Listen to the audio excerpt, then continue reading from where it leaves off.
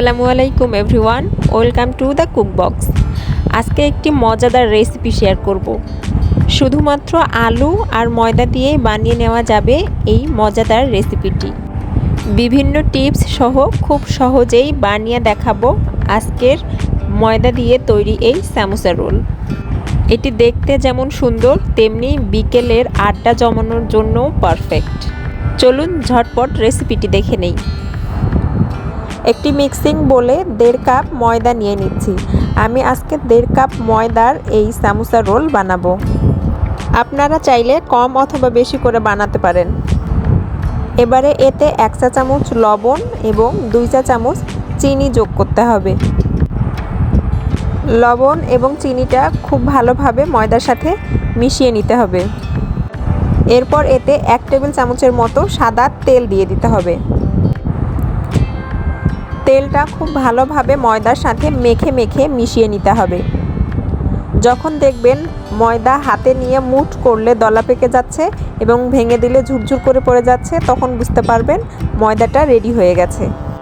এবারে ডো তৈরি করার জন্য আমি এখানে নর্মাল পানি ব্যবহার করছি। পানির পরিমাণটা কেমন লাগবে এটা একদম ঠিকঠাকভাবে বলা খুব কঠিন। তবে পানি 1 কাপ খানেক নেবেন, নিয়ে অল্প অল্প করে পানি যোগ করবেন আর ময়দাটা মাখতে থাকবেন। অল্প অল্প করে যোগ করলে পরে বুঝতে পারবেন যে এইটুকু ময়দাতে ঠিক কতটুকু পানি লাগতেছে। আমার 1.5 কাপ ময়দার জন্য এখানে 1/2 কাপের কিছু বেশি পানি লেগেছে। ডোটা খুব বেশি শক্তও করা যাবে না, খুব বেশি নরমও করা যাবে না। ডোটা মাখা হয়ে গেলে হাতে কয়েক ফোঁটা তেল নিয়ে উপর থেকে মিশিয়ে দিয়ে ঢাকনা দিয়ে একটু রেস্টে রেখে দিতে হবে।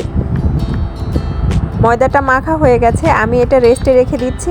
এর ফাঁকে আমরা আলুর পুরটা রেডি করব। কয়েকটি আলু কেটে ছিলে ধুয়ে আমি সেদ্ধ করে নিয়েছি। সেদ্ধ করা আলুর টুকরোগুলো আমি একটি মিক্সিং বোলে নিয়ে খুব ভালো মতো ম্যাশ করে নেব। আপনারা যে কোনোভাবেই ম্যাশ করে নিতে পারেন। আমি কাঁটা চামচ দিয়ে সুন্দরভাবে চেপে চেপে ম্যাশ করে নিচ্ছি। আপনারা চাইলে একটা ম্যাশার দিয়েও ম্যাশ করে নিতে পারেন। শুধু খেয়াল রাখবেন এর মধ্যে যেন আলুর বড় কোনো টুকরো না থাকে। এখন এতে দিয়ে দিচ্ছি স্বাদ মতো নুন, 1 চা চামচ লাল মরিচের গুঁড়ো,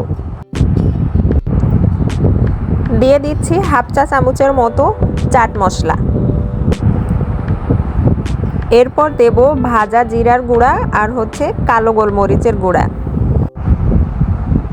দিয়ে দিচ্ছি 2 চা চামচের মতো চিলি ফ্লেক্স আর 1 চা চামচ ধনিয়ার গুঁড়া। সব শেষে লাগছে 2 টেবিল চামচ কর্নফ্লাওয়ার। এই সবগুলো উপকরণ হাতের সাহায্যে খুব সুন্দরভাবে মেখে মিশিয়ে নিচ্ছি। আলুর পুর আমার রেডি, এটাকে এক সাইডে রেখে দিচ্ছি। রেস্টে রাখার পর ময়দার ডোটা আরও কিছুটা নরম এবং মসৃণ হয়ে গেছে। দেখতেই পাচ্ছেন, আমি আঙুল দিয়ে দেখিয়ে দিচ্ছি। আরও 30 সেকেন্ডের মতো ময়দার ডোটাকে আমি ভালোভাবে মথে নিচ্ছি। এবারে এখান থেকে বড় সাইজের একটা রুটি বেলার মতো ডো নিয়ে নিচ্ছি। একটু আটা দিয়ে আমি এই ডোটাকে একটা বড় রুটি আকারে বেলে নেব।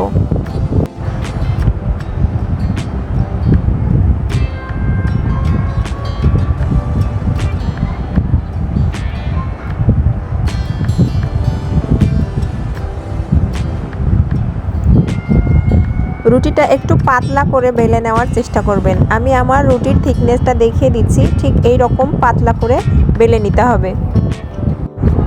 এবারে এই রুটিটার ঠিক মাঝখানে এরকম একটি ছোট বাটি বসিয়ে দিতে হবে।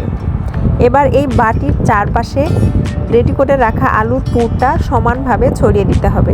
চেষ্টা করবেন আলুর পুরটা একটু পাতলা করে ছড়িয়ে দিতে। পাতলা করে দিলে সমোসাগুলো অনেক মুচমুচে এবং ক্রিস্পি হবে। আলুর পুর ছড়িয়ে নেওয়া হয়ে গেলে উপর থেকে বাটিটা সরিয়ে দিতে হবে। মাঝখানের এই ফাঁকা জায়গায় কোনো আলুর পুর দেওয়া যাবে না। এবারে এই রুটিটাকে সমান ভাগে দুভাগে আমি কেটে নিচ্ছি। এভাবে সমান করে ছুরি দিয়ে দুভাগ করে কেটে নিতে হবে। রুটিটা 2 ভাগ হয়ে গেলে এরপর সমান সমান করে কেটে নিতে হবে। আমি এখানে 16টি পিস করেছি। আপনারা চাইলে কম অথবা বেশি করতে পারেন, তবে এই 16টি পিসই খুব একদম মানসম্মত সাইজ। এবার প্রত্যেকটা পিসকে এভাবে শুরু থেকে ধরে একদম মুড়ে নিয়ে ঘুরিয়ে ঘুরিয়ে আমি ডিজাইনটি তৈরি করতেছি। আপনারা একটু ভালোভাবে খেয়াল করলে বুঝতে পারবেন।